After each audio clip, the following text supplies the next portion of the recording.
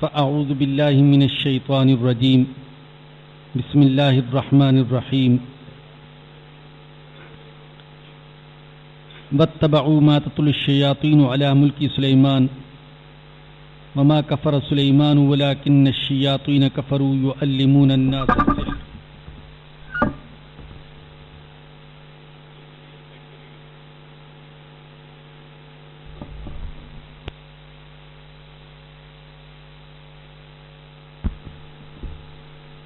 وما أنزل على الملكين ببابل هاروت وماروت وما يعلمان من أحد حتى يقولا إنما نحن فتنة فلا تكفر فيتعلمون منهما ما يفرقون به بين المرء وزوجه وما هم بضارين به من أحد إلا بإذن الله ويتعلمون ما يضرهم ولا ينفعهم وَلَقَدْ عَلِمُوا لَمَنِ اشْتَرَاهُ مَا لَهُ فِي الْآخِرَةِ مِنْ خَلَاقٍ وَلَبِئْسَ مَا شَرَوْا بِهِ أَنفُسَهُمْ لَوْ كَانُوا يَعْلَمُونَ صدق اللہ العظیم۔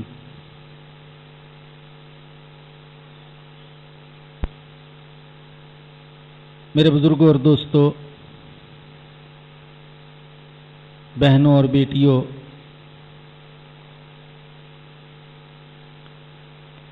گزشتہ ماہ بھی ہمارا موضوع وہی تھا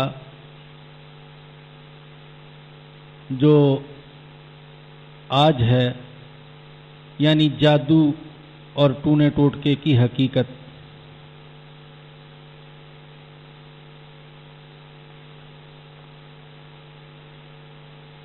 اس سلسلے میں میں نے پہلے پارے کی سورۃ البقرہ کی ایک آیت کریمہ تلاوت کی تھی اور آج بھی تلاوت کی ہے۔ گزشتہ درس میں اس کا ترجمہ آپ کے سامنے بیان نہ کر سکا، آج پہلے اس کا ترجمہ سن لیجئے، پھر ہم بات کو آگے بڑھائیں گے۔ اللہ نے اس آیت کریمہ میں یہود کا ذکر کیا ہے اور بتایا کہ یہودیوں کے اندر جو مختلف علمی، عملی، نظریاتی، اخلاقی اور کاروباری اور مذہبی خرابیاں پائی جاتی تھیں، ان میں سے ایک خرابی یہ تھی کہ انہوں نے اللہ کے نازل کردہ کلام کو چھوڑ کر عملیات، سحر اور جادو کی اتباع شروع کر دی تھی۔ تو ان کے اندر جو خرابی ایک آ گئی تھی وہ یہ اللہ نے بیان فرمائی، وَاتَّبَعُوا مَا تَتْلُو الشَّيَاطِينُ عَلَى مُلْكِ سُلَيْمَانَ، اور وہ ان عملیات اور سحر اور جادو کی اتباع کرتے تھے جو شیاطین پڑھتے تھے سلیمان علیہ السلام کے زمانے میں۔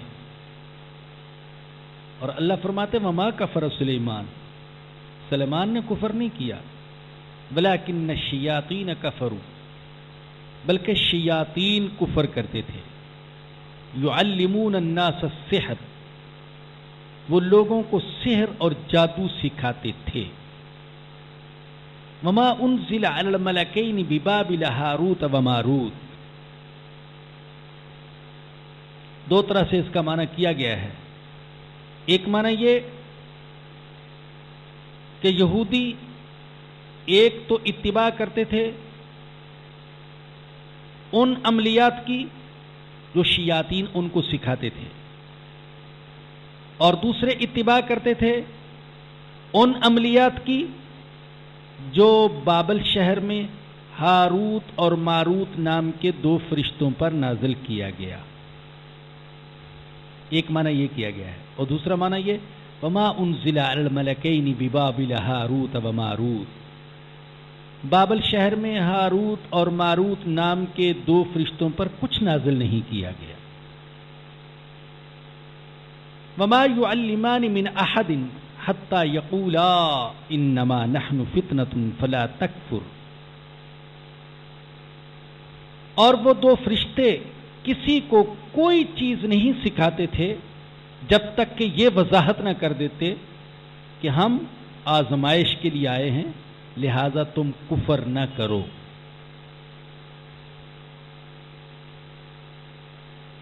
فَيَتَعَلَّمُونَ مِنْهُمَا مَا يُفَرِّقُونَ بِهِ بَيْنَ الْمَرْءِ وَالزَّوْجِ. لوگ ہاروت اور ماروت سے جو کچھ سیکھتے تھے ان میں سے سب سے بڑا عمل یہ تھا ما یفرقون به بین المرء وزوجی، جس عمل کے ذریعے سے شوہر اور بیوی کے درمیان جدائی پیدا کرتے ہیں، گھروں میں لڑائی جھگڑے کھڑے کرتے ہیں. تفسیروں میں لکھا ہے کہ سب سے مقبول نقش اور سب سے مقبول تعویذ اور سب سے مقبول عمل یہ تھا. کون سا؟ جوڑ توڑ والا. ادھر سے توڑو ادھر جوڑو، میاں بیوی کے درمیان لڑائی جھگڑا کھڑا کر دو.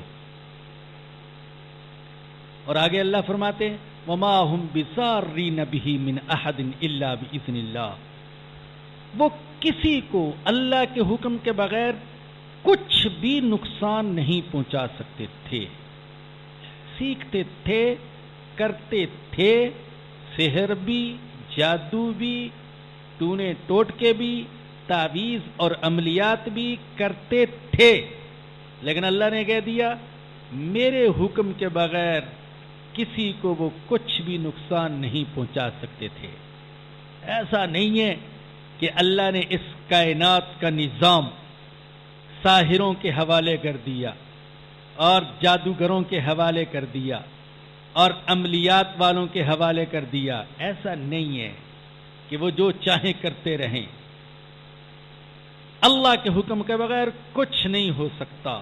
یہ ہمارے دل میں یقین پیدا کیا. اور فرمایا کہ ان سے وہ چیزیں سیکھتے تھے جن سے ان کا نقصان ہوتا تھا، نفع نہیں ہوتا تھا. یہ جو چیزیں جو کچھ ان سے سیکھتے تھے ان سے انہیں نقصان تو ہوتا تھا، نفع نہیں، فائدہ کچھ نہیں. وَلَقَدْ عَلِمُوا لَمَنِ اشْتَرَاهُ مَا لَهُ فِي الْآخِرَةِ مِنْ خَلَاقٍ. اور وہ خوب جانتے ہیں کہ جو شخص گمراہی کو خریدے گا تو آخرت میں اس کا کوئی حصہ نہیں ہے. وَلَبِئْسَ مَا شَرَوْا بِهِ أَنفُسَهُمْ لَوْ كَانُوا يَعْلَمُونَ. بہت بری چیز ہے وہ جس کے بدلے میں انہوں نے اپنے آپ کو بیچ دیا، کاش وہ جانتے ہوتے. یہ آیت کریمہ ہے جو میں نے گزشتہ درس میں بھی اپنے خطبہ میں پڑھی تھی اور آج بھی پڑھی، لیکن چونکہ اس کا ترجمہ عرض نہیں کیا تھا تو میں نے مناسب سمجھا کہ کم از کم اس آیت کریمہ کا ترجمہ تو آپ کو سنا دیا جائے جس آیت کریمہ کی بنیاد پر یہ موضوع چل رہا ہے، سحر، جادو اور ٹونے ٹوٹکے کا موضوع.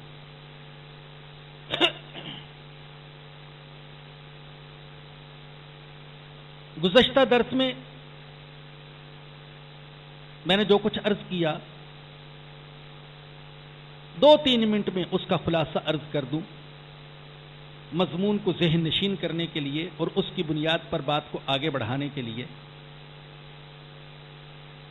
پہلی بات تو یہ عرض کی تھی کہ یہ دنیا جو ہے یہ مشقت کی جگہ ہے،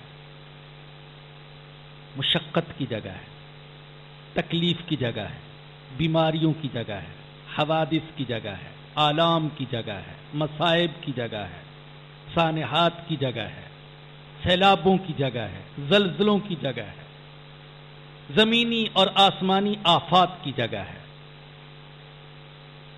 اس دنیا میں کوئی انسان ایسا نہیں ہے جسے کوئی فکر اور پریشانی نہ ہو، سوائے اس شخص کے جو کہ اپنے سارے معاملات اللہ کے حوالے کر دے. وہ کھائے تو بھی الحمدللہ کہے اور بھوکا رہے تو بھی الحمدللہ کہے. اللہ امیر کر دے تو الحمدللہ کہے، اللہ فقیر کر دے تو الحمدللہ کہے، وہ بچ جائے تو الحمدللہ کہے، وہ کہیں پھنس جائے تو الحمدللہ کہے. اللہ اس کو اولاد دے تو الحمدللہ کہے، اللہ اولاد نہ دے تو الحمدللہ کہے، بیٹے دے تو الحمدللہ، بیٹیاں دے تو الحمدللہ، نہ دے تو الحمدللہ، دے کر واپس لے لے تو الحمدللہ. ایسا شخص تو ہے جو ہر حالت میں پرسکون رہے، وگرنہ اور کوئی انسان ایسا نہیں ہے جسے کوئی فکر اور پریشانی نہ ہو. غالباً وہ اللہ والے کا واقعہ آپ کو یاد ہوگا جس سے کسی نے پوچھا بتائیے حضرت کیا حال ہے؟ اس نے کہا اس شخص کا حال کیا پوچھتے ہو جس کی مرضی کے مطابق کائنات کا سارا نظام چل رہا ہے. انہوں نے کہا اتنا بڑا دعویٰ، کیا کائنات کا نظام آپ کی مرضی کے مطابق چل رہا ہے؟ تو انہوں نے کہا کہ میں نے اپنی مرضی کو اللہ کی مرضی میں فنا کر دیا. تو اللہ جو کرتا ہے میں کہتا ہوں اے اللہ میرا بھی یہی خیال تھا، میری بھی یہی چاہت تھی، میری بھی یہی مرضی تھی، تو اپنی مرضی کو اللہ کی مرضی میں فنا کر دیا تو مجھے کوئی فکر نہیں. تو بھائیو، اس دنیا میں رہتے ہوئے یہ اللہ نے خود کہا. ایک تو اللہ نے کہا وَخُلِقَ الْإِنسَانُ ضَعِيفًا، انسان کو میں نے کمزور پیدا کیا ہے. یہ مضبوط نہیں ہے، کوئی بلبلا ہے، اتنا طاقتور نہیں جتنا بعض اوقات اپنے آپ کو سمجھنے لگتا ہے، اتنا بڑا نہیں ہے جتنا بعض اوقات اپنے آپ کو سمجھنے لگتا ہے، بڑا کمزور ہے. میں اپنے بارے میں آپ کو بتا رہا ہوں، میں کبھی کبھی اپنے اللہ سے باتیں کرتا ہوں یک طرفہ لائف. تو کبھی کبھی اپنے اللہ سے کہتا ہوں اے اللہ تو نے خود کہا کہ انسان کمزور ہے، اور میں تو کمزوروں میں سے بھی کمزور ہوں. تو کمزوروں پر تو ترس کیا جاتا ہے، انسان بھی ترس کرتے ہیں، تو کیا تو کسی کمزور پر ترس نہیں کھائے گا؟ تو انسان کمزور ہے، اور دنیا مصائب و آلام، حوادث، ابتلاؤں اور آزمائشوں کی جگہ ہے. اب کرنا کیا ہے؟ اگر کوئی مصیبت آ جائے تو اللہ پاک کی طرف رجوع کرنا ہے. اس کی تفصیل پہلے بتا چکا، مزید تفصیل میں نہیں جاؤں گا. تھوڑا سا اور آگے آ جائیں اور آگے تشریف لے آئیں. یہ بائیں ہاتھ جگہ ہے، یہاں آ جائیں. ساتھی بہت ساتھی بعد میں آتے ہیں، ان کو تکلیف ہوگی. اور آگے آ جائیں.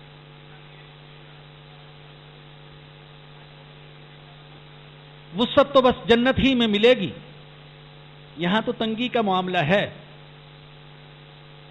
انشاءاللہ.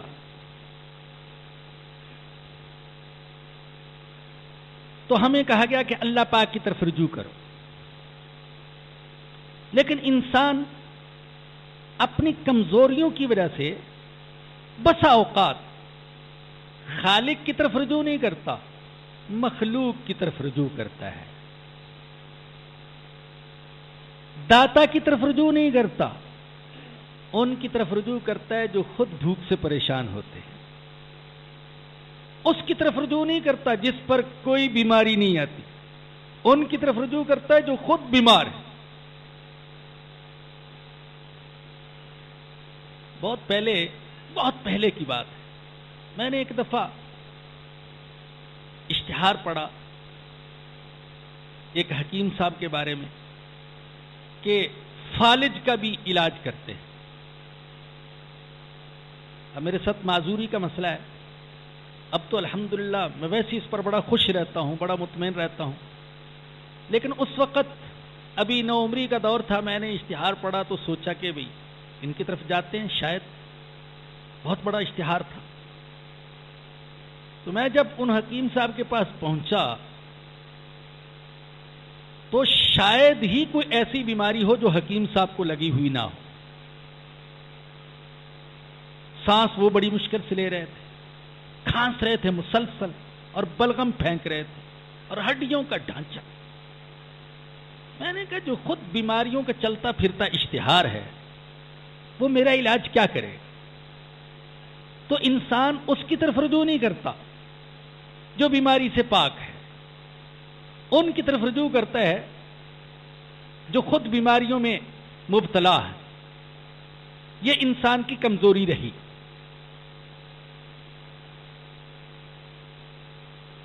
یہ حاصل تھا پچھلی گفتگو کا.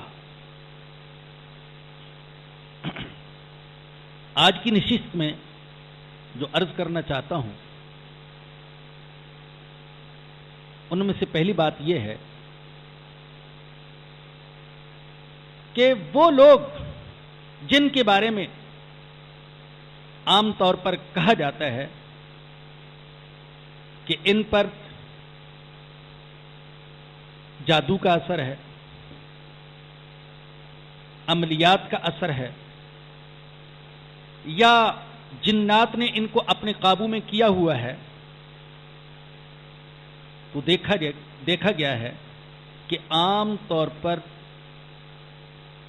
وہ 3 قسم کے لوگ ہوتے ہیں. پہلی قسم مریضوں کی ہے. انہیں کوئی بیماری ہوتی ہے،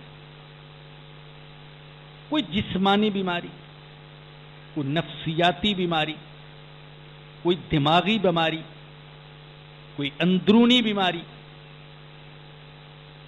اب عامل صاحب کی سمجھ میں تو وہ بیماری آتی نہیں ہے. وہ جھٹ سے کہہ دیتے ہیں دیکھتے ہی اس پر کسی کا اثر ہے، سائے کا اثر ہے، جن کا اثر ہے، کسی حاسد نے، کسی دشمن نے، کسی بدخواہ نے کوئی عمل کر دیا ہے. بیماری نہیں بتاتے، یا تو سمجھتے نہیں اور یا پھر جان بوجھ کر جھوٹ بولتے ہیں.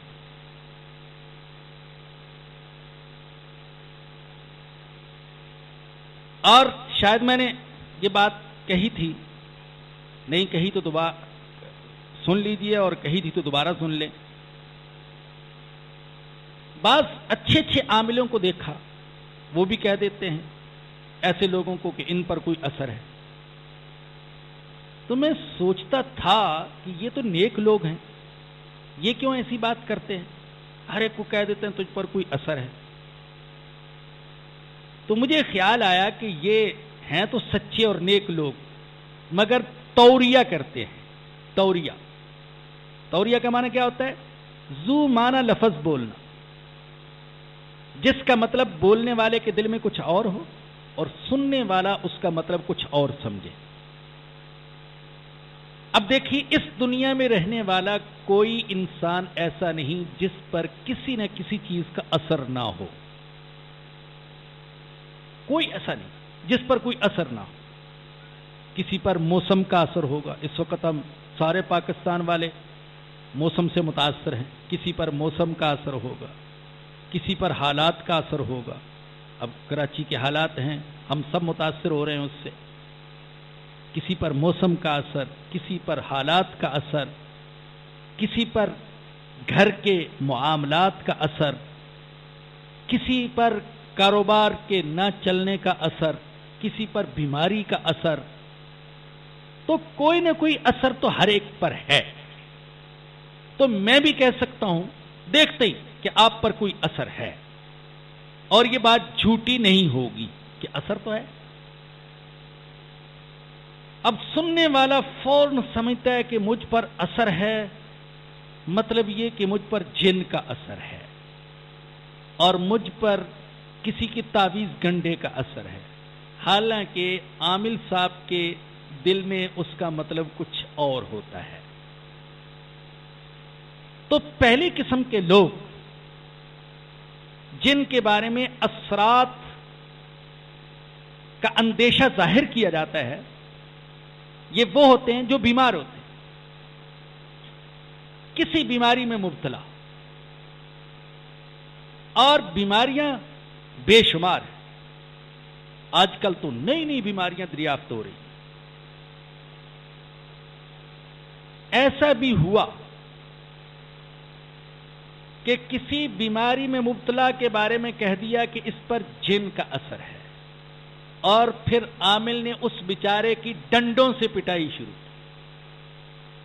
یہ حقیقی واقعات ہیں. ڈنڈوں سے پٹائی شروع کی حتیٰ کہ اس کا انتقال ہو گیا. بیماری کا علاج نہیں کروایا، اور اس کے کہنے میں آ کر کہ اس پر اثر ہے، علاج کروانے کی ضرورت نہیں، اور اس کا جن پٹائی ہی سے جائے گا. مار مار کر اسے موت کے منہ تک پہنچا دی. ابھی چند دن پہلے میں نے اخبار میں یہ خبر دیکھی، یہیں کراچی کی یہ خبر تھی کہ ایک عامل نے جن نکالنے کے لیے ایک نوجوان لڑکی کا چہرہ جلا دیا. اب وہ یہ ظاہر کر رہا ہے کہ اس کو میں جتنی تکلیف دے رہا ہوں، اس کو جلا رہا ہوں، اس کو مار رہا ہوں، اس کو باندھ رہا ہوں زنجیروں میں، اسے کچھ نہیں ہو رہا، یہ تو جن کو تکلیف ہو رہی ہے. اور مریض بیچارہ چیخ رہا ہے، چلا رہا ہے، تڑپ رہا ہے کہ خدا کے واسطے مجھے چھوڑ دو، مجھ پر کچھ نہیں ہے، میں بیمار ہوں. لیکن نہ وارث ماننے کے لیے تیار ہے، اور نہ وہ جاہل قسم کا سنگ دل عامل ماننے کے لیے تیار ہے. دوسری قسم کے لوگ وہ ہیں جو وہمی ہوتے ہیں. ہوتا کچھ نہیں، ان کو وہم ہو جاتا ہے کہ مجھ پر کچھ ہے. آپ جانتے ہیں جہالت کی وجہ سے وہم کی بیماری بھی عام ہے. ہمارے لوگوں کا حال تو یہ ہے کہ کالی بلی دیکھ لیں تو وہم میں مبتلا ہو جاتے ہیں، کالا کتا دیکھ لیں تو وہم میں مبتلا ہو جاتے ہیں. گھر سے نکلیں اور ٹھوکر لگ گئی، اور ٹھوکر لگی اس لیے کہ نیند کا غلبہ تھا، آنکھیں حضرت کی بند تھی، ٹھوکر لگ گئی، اور اس کو وہم ہو گیا کہ آج کا دن جو ہے میرے لیے اچھا نہیں ہے، اس لیے کہ گھر سے نکلتے وقت ٹھوکر لگی تھی. تو وہم کی بیماری ہے، وہمی ہوتے ہیں، ہوتا کچھ نہیں. عاملوں کے مزے ہو جاتے ہیں ایسے وہمیوں سے. تو جو عقل مند لوگ صحیح عاملوں کے پاس جاتے ہیں وہ ناراض نہ ہو جائیں. میں غلط قسم کے عاملوں کے حوالے سے اور بیوقوف لوگوں کے حوالے سے کبھی کبھی عرض کیا کرتا ہوں کہ پیشہ ور عاملوں کی دکانیں دو طبقوں سے آباد ہیں، ایک عورتوں سے اور دوسرے بیوقوف مردوں سے. بیوقوف وہم کے مریض ہے کچھ نہیں. کئی لوگ ایسے ہیں، ایسی وہم کی بیماری ہوتی ہے، بیمار نہیں ہوتے اور اپنے آپ کو سمجھتے ہیں میں بیمار ہوں. اور عجیب نظام ہے یہ.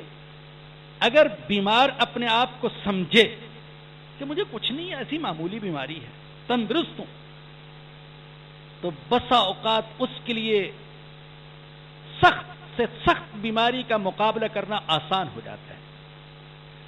اور وہمی شخص معمولی سی بیماری کو سمجھ لے کہ بہت بڑی بیماری ہے، تو چھوٹی سی چھوٹی بیماری کا بھی مقابلہ کرنا اس کے لیے بڑا مشکل ہو جاتا ہے. میں نے یہ بعض جگہ پڑھا ہے اور سنا بھی ہے، یہ سانپ کے ڈسنے سے جو بہت سے لوگ مر جاتے ہیں تو کہا جاتا ہے کہ ان کی اکثریت وہ ہے جو اپنے وہم کی وجہ سے مرتی ہے، شیطان کے زہر، اس سانپ کے زہر سے نہیں. اب اس کے ذہن میں یہ بات بیٹھی ہوئی ہے کہ جب مجھے سانپ نے ڈس لیا تو اب میں بچ نہیں سکتا ہوں، میں تو مر کر رہوں، تو مر ہی جاتا ہے. ہاں بعض سانپ ایسے ہوتے ہیں کہ ان کا زہر بھی بڑا خطرناک ہوتا ہے، لیکن ہر سانپ کا زہر ایسا نہیں ہوتا کہ اس سے موت واقع ہو جائے. لیکن چونکہ ذہن میں یہ بات بیٹھی ہوئی ہے کہ مجھے سانپ نے ڈس لیا تو میں بچ نہیں سکوں گا، بہت سے مر گئے ہیں سانپ کے ڈسنے سے، میں بھی ان میں شامل ہو جاؤں گا، چنانچہ ایسے لوگوں کی موت یقینی طور پر واقع ہو جاتی ہے. تو دوسری قسم کے لوگ وہ ہیں جو وہمی، اور تیسری قسم کے لوگ وہ ہیں جو مکار ہیں. مکار ہوتا کچھ نہیں، مکر کرتے ہیں. یعنی عامل نہیں ان کو کہتا، وہ خود ہی مکر کرتے ہیں کہ مجھ پر کچھ ہے. ایسے بولتے ہیں کہ ظاہر کرتے ہیں میں نہیں بول رہا، میرے اندر جن بول رہا ہے، مکاری کرتے ہوئے. اب بول رہے ہیں کہ اسے ٹھٹھا لے جاؤ،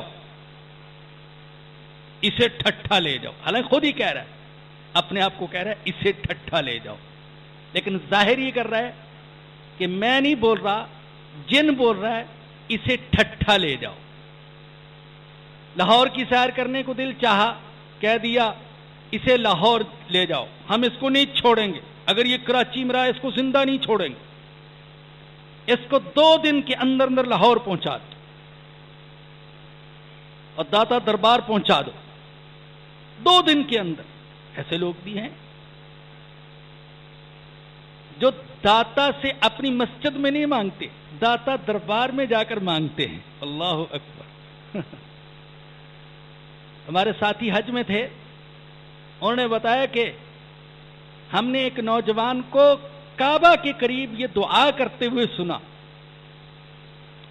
کعبہ کے قریب موبائل پر بات کرتے ہوئے سنا. لاہور میں اپنے رشتہ داروں سے بات کر رہا تھا، میرے ٹکٹ دا مسئلہ حل نہیں ہوندا پیا، داتا دربار تے 2 دیگاں چڑھا دو. اللہ اکبر. بیت اللہ کے قریب کھڑے ہو کر دعا ان سے کہہ رہا ہے، اپنے رشتہ داروں سے مسئلہ حل نہیں ہو رہا، وہاں دعا کرو 2 دیگیں چڑھا دو تو امید ہے کہ مسئلہ حل ہو جائے. تو مکاری کر رہا ہے، مجھے اس کو لے جاؤ، اس کو لے جاؤ لاہور لے جاؤ، ورنہ ہم اس کو زندہ نہیں چھوڑیں. کسی جگہ رشتہ کرنا چاہتا ہے لیکن اسے معلوم ہے کہ کوئی راضی نہیں ہوگا، اب اپنے اوپر جن کو مسلط کر لیا. اب جن کہہ رہا ہے، جن بول رہا ہے اس کا رشتہ وہاں کر دو ورنہ سارے خاندان کو تباہ کر دیا جائے گا. ہم مکاری. حضرت مفتی رشید احمد صاحب رحمۃ اللہ علیہ ایسے جعلی عاملوں کے بڑے سخت خلاف، بہت سے واقعات انہوں نے بیان کیے، ان کے جھوٹ کے، ان کے فریب کے، ان کی چال سازی کے، ان کے ڈرامے بازی کے، دکانداری کے. تو انہوں نے فرمایا کہ مجھے ایک صاحب نے بتایا کہ میں کوئی ایسی حرکت کر بیٹھا ہوں جس کی وجہ سے میری بیوی مجھ پر حرام ہو گئی ہے. اب خاندان میں اس حرکت کو ظاہر کرتا ہوں تو زندہ نہیں رہ سکوں. حرکت ایسی ہو گئی ہے کہ بیوی مجھ پر حرام ہو چکی ہے، اب ہم میاں بیوی کے طور پر رہ نہیں سکتے. تو اب میں نے مکاری کرتے ہوئے اپنے اوپر جن کو مسلط کر لیا ہے، اور جن کو مسلط کر کے میں کہتا ہوں اس بیوی کو طلاق دے دو وگرنہ سارے خاندان کو تباہ کر دیا جائے گا. اب حرام تو ویسی ہو چکی ہے.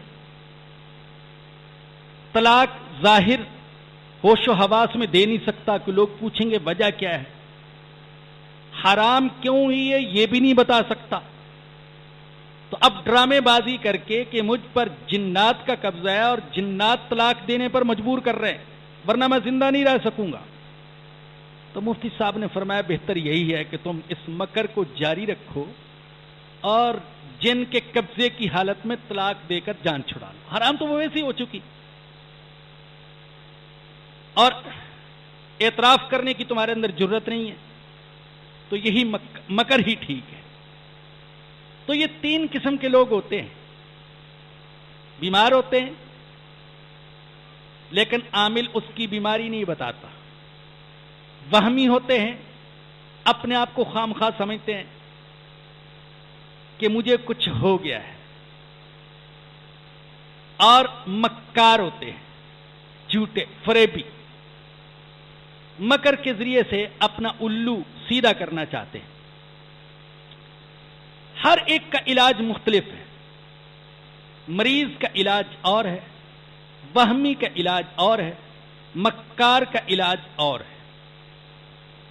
مگر جو جعلی قسم کے عامل ہوتے ہیں ان کے پاس ہر بیماری کا ایک ہی علاج ہے۔ کسی کو دھونی دیتے ہیں، کسی کی پٹائی کرتے ہیں، کسی کو کالی مرچیں اور کسی کو کچھ اور۔ بعض لوگوں کو یہ اشکال ہوتا ہے کہ اگر یہ عامل غلط ہیں تو پھر ان کے پاس جانے والوں کو شفا کیسے حاصل ہو جاتی ہے، ان کا مسئلہ کیسے حل ہو جاتا ہے؟ یہ اشکال بہت سے لوگوں کو ہوتا ہے۔ اس کا جواب توجہ سے سن لیجئے۔ یہ جو شفا ہوتی ہے یا تو اس کی وجہ استدراج ہے۔ استدراج کیا ہے؟ اللہ پاک کسی کو مہلت دے دیتے ہیں۔ اللہ پاک بعض اوقات کافر کے ہاتھوں پر بھی کسی کو شفا دے دیتے ہیں، مہلت دے رہے ہیں اللہ پاک۔ جیسے ہم اپنے مسلمان عاملوں کے پاس جاتے ہیں تو ہم میں سے بعض کو شفا حاصل ہو جاتی ہے، اسی طریقے سے ہندو اور عیسائی اور دوسرے غیر مسلم اپنے عاملوں کے پاس، اپنے مذہبی رہنماؤں کے پاس، اپنے بتوں کے پاس، دیویوں اور دیوتاؤں کے پاس جاتے ہیں تو ان میں سے بعض کو شفا حاصل ہو جاتی ہے۔ تو کیا ہم یہ سمجھیں کہ ان بتوں کے ہاتھ میں شفا ہے، ان دیویوں اور دیوتاؤں کے ہاتھ میں شفا ہے، غیر مسلم جوگیوں کے ہاتھ میں شفا ہے؟ نہیں، ایسا نہیں۔ یہ استدراج ہے، استدراج۔ اللہ مہلت دیتے ہیں اور مہلت کی وجہ سے بعض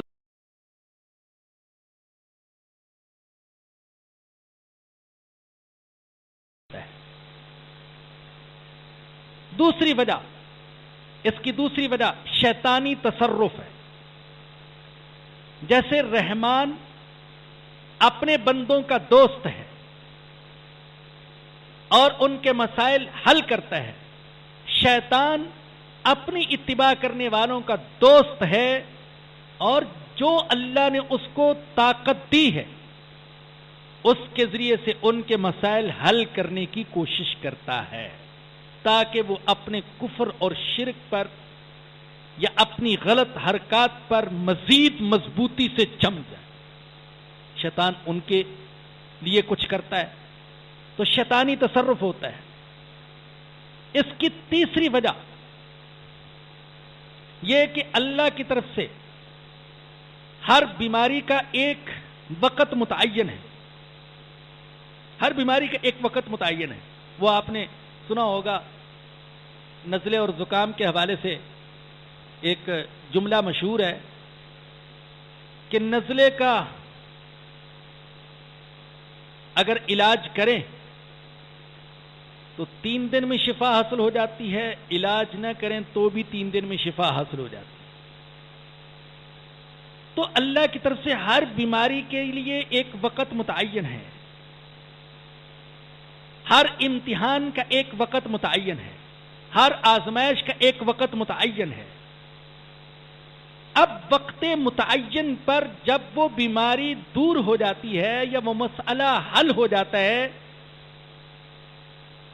تو لوگ یہ سمجھتے ہیں کہ یہ ہمارے عامل اور بابے کے ذریعے سے مسئلہ حل ہوا، حالانکہ وہ مسئلہ اللہ کی طرف سے حل ہوا ہے۔ اللہ کے ہاں اس بیماری کا وہی وقت متعین تھا اور اس بیماری کو دور ہونا تھا۔ اب اتفاق سے اس نے عمل بھی کروا لیا، شفا حاصل ہو گئی، تو اب نسبت کر رہا ہے عامل کی طرف۔ اور حیرت انگیز بلکہ عبرت انگیز اور افسوسناک بات یہ ہے کہ اگر لوگوں کا مسئلہ حل ہو جائے تو نسبت کرتے ہیں عامل کی طرف، دربار کی طرف، قبر کی طرف، پیر کی طرف، شیخ کی طرف، اور اگر مسئلہ حل نہ ہو تو نسبت کرتے ہیں اللہ کی طرف، کہتے ہیں اللہ کو یہی منظور تھا۔ اللہ اکبر، اللہ اکبر۔ فتح ہو گئی تو کہا کہ عامل کے عمل کا کمال ہے، شکست ہوئی تو کہہ دیا اللہ کو یہی منظور تھا۔ صحت ہو گئی تو عامل کی طرف نسبت، بیمار رہے تو اللہ کی طرف نسبت، پریشانی دور ہو گئی تو عامل کا کمال، اور پریشانی دور نہ ہوئی تو اللہ کا کام۔ آئے کتنی نا انصافی ہے کہ کامیابی کی نسبت انسان کی طرف اور ناکامی کی نسبت معاذ اللہ کی طرف۔ یہ جو کہتے ہیں اللہ کو یہی منظور تھا، اس میں کیا چیز ہے؟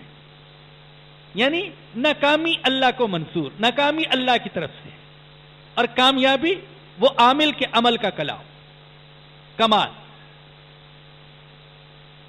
تو یہ جو اشکال ہوتا ہے کہ لوگوں کو شفا کیسے حاصل ہو جاتی ہے، تو اس کی ایک وجہ تو استدراج، دوسری وجہ شیطانی تصرف، تیسری وجہ اللہ کی طرف سے اس بیماری کا وقت متعین تھا، اور چوتھی وجہ یہ بھی ہے کہ بعض عامل دوا دیتے ہیں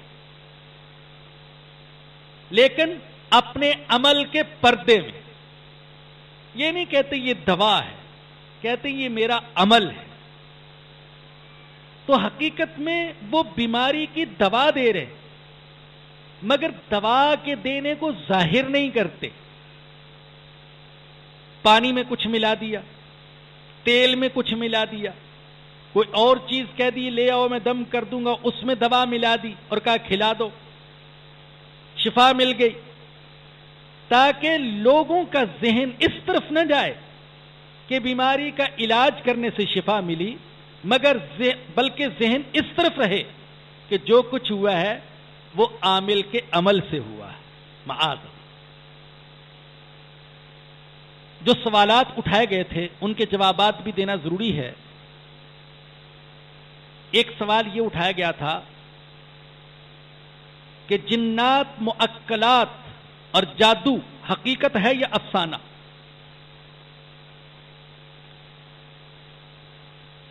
معقلات کیا چیز ہیں؟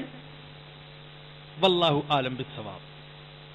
میں نے جہاں تک تحقیق کی اور خود عاملوں سے بھی پوچھا کہ بھائی لوگوں یہ معقل ہے کیا چیز،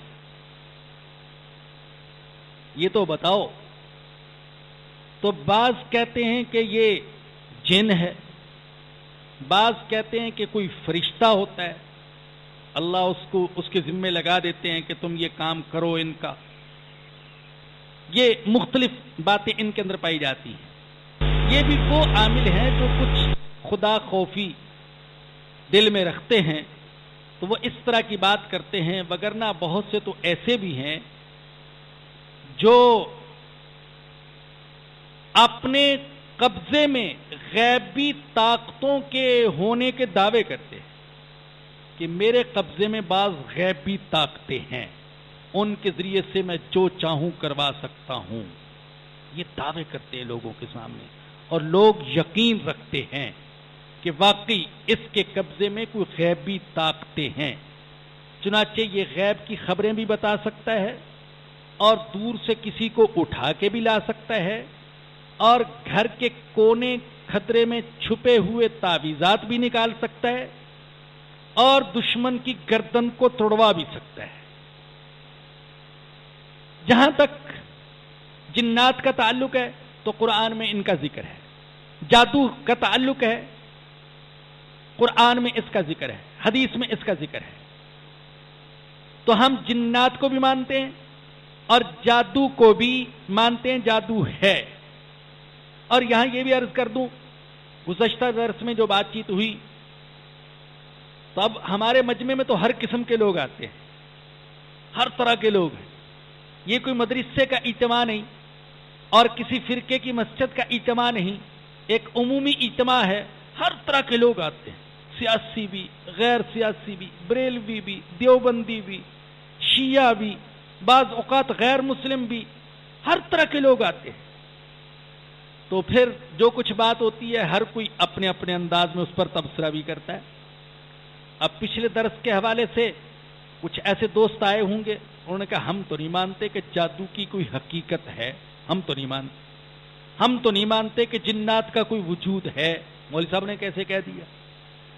تو بھائی جو میرا ناقص مطالعہ ہے میں اس کی روشنی میں عرض کر رہا ہوں کہ جنات اور جادو کے وجود سے انکار نہیں کیا جا سکتا، نہ ان کے وجود سے انکار کر سکتے ہیں، نہ ان کے اثرات سے انکار کر سکتے ہیں، اور نہ ان کے علاج سے انکار کر سکتے ہیں۔ یہ تینوں چیزیں حقیقت ہے۔ جنات کا وجود ہے، سحر کی حقیقت ہے، ان کے اثرات بھی ہوتے ہیں، اور تیسری چیز ان کا علاج بھی ہو سکتا ہے۔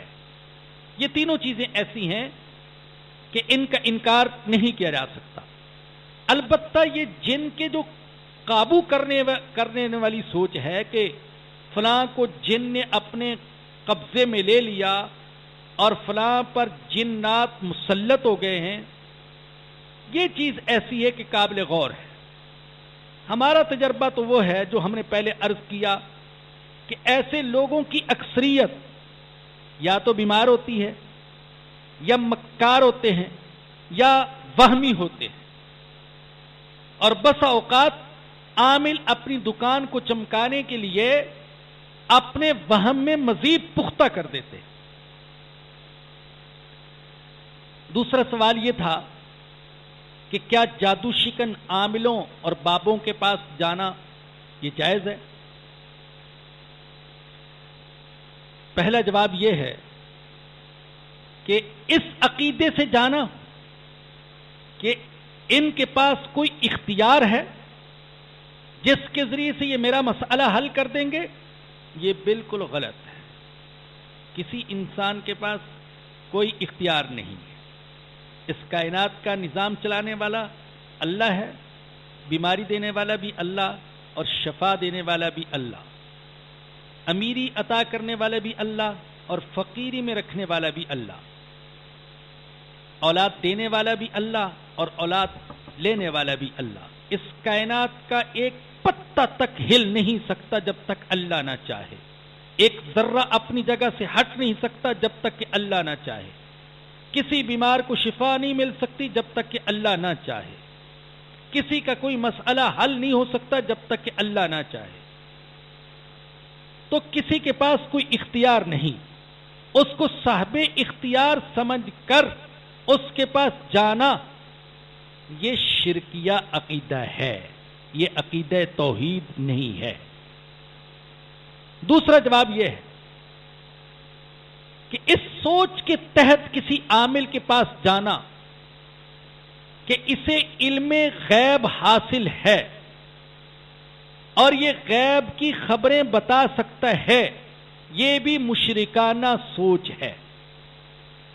اللہ فرماتے ہیں وَإِنْدَهُ مَفَاتِحُ الْغَيْبِ لَا يَعْلَمُهَا إِلَّا هُوَ، غیب کی ساری چابیاں اللہ کے پاس ہیں، انہیں اللہ کے سوا کوئی نہیں جانتا۔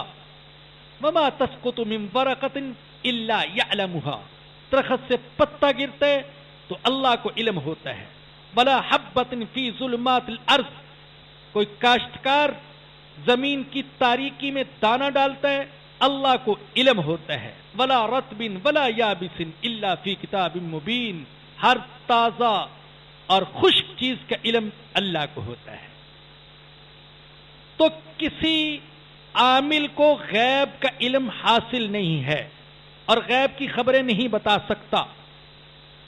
صحیح مسلم میں روایت ہے، ہمارے آقا حضرت محمد الرسول اللہ صلی اللہ علیہ وسلم نے فرمایا من اتا عرافا فسألہ عن شیء لم تقبل لہ صلاة 40 لیلہ، جو کسی عراف کے پاس آیا کسی عراف کے پاس.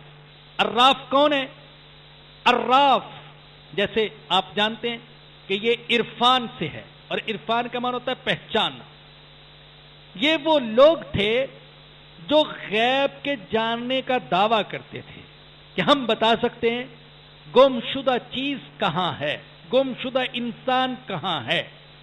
یہ دعویٰ تھا ان کا. تو اللہ کے نبی نے فرمایا کہ جو کسی عراف کے پاس آیا اور اس سے اس نے غیب کے بارے میں کوئی سوال کیا تو اس کی 40 راتوں تک نماز قبول نہیں کی جائے گی. اللہ اکبر. کہاں آقا کا فرمان اور کہاں ہمارا عمل. ایسے لوگ بے شمار ہیں جو بعض عاملوں کے پاس جاتے ہیں اور سوچ یہ ہے کہ یہ غیب کی خبریں جانتے ہیں اور یہ چوری کا مال برآمد کرا سکتے ہیں، یہ بتا سکتے ہیں. اور آقا فرما رہے کہ جو ایسے شخص کے پاس گیا اور اس سے کچھ سوال کیا تو 40 راتوں تک اس کی نماز قبول نہیں کی جائے گی. اور دوسری حدیث میں آتا ہے، حضرت ابن مسعود رضی اللہ عنہ سے روایت ہے، رسول اللہ صلی اللہ علیہ وسلم نے فرمایا من اتا عرافا او ساحرا او کاہنا یؤمن بما یقول فقد کفر بما انزل علی محمد صلی اللہ علیہ وسلم. فرمایا کہ جو شخص کسی عراف کے پاس گیا یا جادوگر کے پاس گیا یا کاہن کے پاس گیا اور اسے ان کی باتوں پر یقین ہے، ذرا غور سے سنیے گا، جو کسی جادوگر کے پاس گیا، غیب کی خبریں بتانے والے کے پاس گیا، کاہن کے پاس گیا اور ان کی باتوں پر وہ یقین بھی رکھتا ہے، تو حضور فرما رہے اس شخص نے اس وحی کا کفر کیا جو محمد پر نازل ہوئی ہے صلی اللہ علیہ وسلم. وہ قرآن کا منکر ہے جو ایسوں کے پاس جاتا ہے اور ان کی باتوں پر یقین رکھتا ہے. تیسری بات، تیسرا جواب اس کا کہ جانا جائز ہے یا نہیں، میری مائیں بہنیں اور بیٹیاں سن لیں کہ کسی محرم کے بغیر ان عاملوں کے پاس جانا یہ بالکل غلط ہے. یہ انتہائی شرمناک ہتھ کنڈے اختیار کرتے. بعض اوقات خواتین سے خاص طور پر باتوں باتوں میں ان کی کمزوریاں معلوم کر لیتے ہیں، ان کی زندگی کی غلطی معلوم کر لیتے ہیں، پھر بدبخت ان کو بلیک میل کرتے ہیں، ان کو بدکاری پر مجبور کرتے ہیں. بعض اوقات ان کی تصویریں لے لیتے ہیں، اس کے ذریعے سے ان کو بلیک میل کرتے ہیں، اور بعض صاف صاف اپنی ہوس کی پیاس ان کے ذریعے سے بجاتے ہیں. یہ کس طرح کی حرکتیں کرتے ہیں، یہ میں تصدیق شدہ بات بتا رہا ہوں کہ اس عامل صاحب کی میں نے خود کیسٹ سنی کہ ان میں سے بعض ایسے بھی ہیں جو خواتین کو ننگا کر کے معاذ اللہ چیک کرتے، کہہ رہے میں چیک کر رہا ہوں. تو لاہور کا ایک عامل، میں نام نہیں لیتا، بڑے شرمناک وارداتیں ان کی، تو ایک صاحب نے باقاعدہ پھر ان سے ان کا گویا کہ مرید بن کر اور ان کا مریض بن کر ان سے سوالات کیے، اور پھر اس نے سارے جوابات جو تھے وہ ٹیپ کر لی، اس کیسٹ کو عام کیا، بہت سے علماء کے پاس بھیجا، تحریری طور پر بھی اس کو شائع کیا. میں نے خود وہ سنی کیسٹ. اس میں وہ عامل صاحب اپنے عمل کا دفاع کر رہے کہ میں یہ کیوں کرتا ہوں. اور دفاع کیسے کر رہے ہیں؟ کہتے ہیں کیا ڈاکٹر چیک نہیں کرتے؟ سارے جسم کو کھول کر کیا وہ چیک نہیں کرتے؟ اگر اندر کے جسم میں بیماری ہو تو وہ چیک نہیں کرتے؟ اگر ان کو چیک کرنے کا اختیار ہے تو مجھے بھی اختیار ہے. اور ساتھ وہ استدلال کر رہے ہیں، اللہ اکبر، معاذ اللہ، قرآن سے استدلال کر رہے ہیں. کہہ رہے ہیں کہ کیا جبرائیل نے حضرت مریم کے دامن میں پھونک نہیں ماری تھی؟ ان کو دم نہیں کیا تھا؟ ان کی شرمگاہ میں دم نہیں کیا تھا؟ اگر جبرائیل امین کو یہ اختیار ہے تو مجھے بھی یہ اختیار ہے۔ یہ میں نے خود سنا اپنے کانوں، وہ دفاع کر رہے ہیں اپنے اس غلط عمل کا۔ تو خواتین کو کسی محرم کے بغیر ایسے لوگوں کے پاس جانا یہ بالکل غلط ہے۔ چوتھا جواب میں اس سوال کے وہ عرض کروں گا کہ ایسے عاملوں کے پاس جانا تاکہ ان کے ذریعے سے کوئی ایسا عمل کروایا جائے جس کے ذریعے سے کسی مسلمان کو نقصان پہنچایا جائے، یہ بھی غلط ہے۔ اس نیت سے جانا کہ ان سے کوئی عمل کروائیں کہ میرے فلاں حریف کا کاروبار رک جائے، میاں بیوی کے درمیان پھوٹ پڑ جائے، گھر کا امن سکون تباہ ہو جائے، یا کسی کو کوئی بیماری لاحق ہو جائے، یا ان کا رشتہ نہ ہو، اس طرح کے عملیات کروانے کے لیے کسی عامل کے پاس جانا یہ حرام ہے۔ کسی بھی مسلمان کو کوئی نقصان پہنچانا یہ غلط ہے، اور یہ یہودیوں کا طرز عمل ہے۔ میں نے آپ کو بتایا قرآن کے حوالے سے ابتدائی آیت میں ترجمہ کر کے، یہودی یہ عمل کرتے تھے کہ عاملوں سے ایسے عمل کرواتے جن کے ذریعے سے میاں بیوی کے درمیان پھوٹ پڑ جائے یا گھر میں لڑائی جھگڑے کھڑے ہو جائے۔ اور تیسرا سوال جو کیا گیا وہ یہ کہ کیا آیات قرآنیہ گھول کر پینا جائز ہے؟ تو عرض یہ ہے میرے بھائیوں اور بہنوں کہ اللہ نے قرآن اس لیے نازل نہیں کیا کہ ہم قرآنی آیات تعویذوں اور کاغذوں پر لکھ کر گھول گھول کر پی جائیں۔ اللہ نے اس لیے نازل نہیں کیا اپنے کلام کو۔ یہ تو ہمارے دل کی بیماریوں کے لیے شفا کے طور پر نازل ہوا ہے۔ یا ایھا الناس قد جاءتکم موعظۃ من ربکم وشفاء لما فی الصدور، اے لوگو تمہارے پاس تمہارے رب کی طرف سے نصیحت آ گئی اور ایسا نسخہ آ گیا، ایسی دوا آ گئی جو دلوں کی بیماریوں کے لیے شفا ہے۔ اللہ کہہ رہے دل کی بیماریوں کے لیے شفا ہے، اور دل کی بیماریاں کفر، شرک، منافقت، حسد، بخل، حرص، حوث، تکبر، حب جاہ، حب مال، یہ کتنی بیماریاں دل کی، اللہ کہہ رہے ان بیماریوں کے لیے شفا ہے۔ اور ہم کہتے ہیں کہ یہ نہیں، اصل تو یہ بلغم کے لیے شفا ہے۔ قرآن بلغم کے لیے شفا ہے، اور قرآن بخار کے لیے شفا ہے، اور قرآن سر درد کے لیے شفا ہے۔ چنانچہ گھول گھول کر تو پی رہے ہیں، بلکہ بعض نے پورا قرآن گلے میں لٹکا رکھا ہوتا ہے، پورا قرآن گلے میں لٹکایا ہوا۔ آج چھوٹے چھوٹے قرآن ملتے ہیں، چھوٹے چھوٹے نسخے، پورا قرآن گلے میں لٹکا رکھا ہے۔ کس لیے؟ تاکہ بخار سے، سر درد سے، جوڑوں کے درد سے، بلغم سے، اور بلڈ پریشر سے اور شوگر سے شفا مل جائے۔ لیکن قرآن پر عمل نہیں کرتا تاکہ منافقت سے، حسد سے، بغض سے، کینے سے، بخل سے، تکبر سے شفا مل جائے۔ اللہ نے کس مقصد کے لیے اتارا، اور مسلمان اس عظیم کلام کو کس مقصد کے لیے استعمال کر رہا ہے؟ میں انکار نہیں کرتا اس بات سے کہ اللہ کا کلام پڑھنے سے بعض اوقات جسمانی بیماریوں سے بھی شفا مل جاتی ہے۔ سورہ فاتحہ کو نبی اکرم صلی اللہ علیہ وسلم نے سورۃ الشفا قرار دیا۔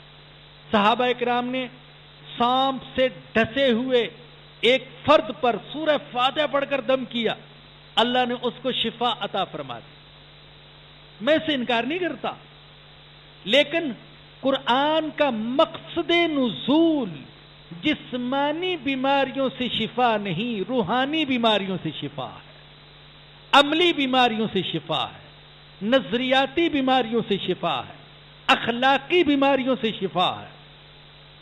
تو جو مقصد نزول تھا وہ تو ہم نے بھلا دیا اور اسے دوسری چیزوں کے لیے استعمال کرنا شروع کر دیا۔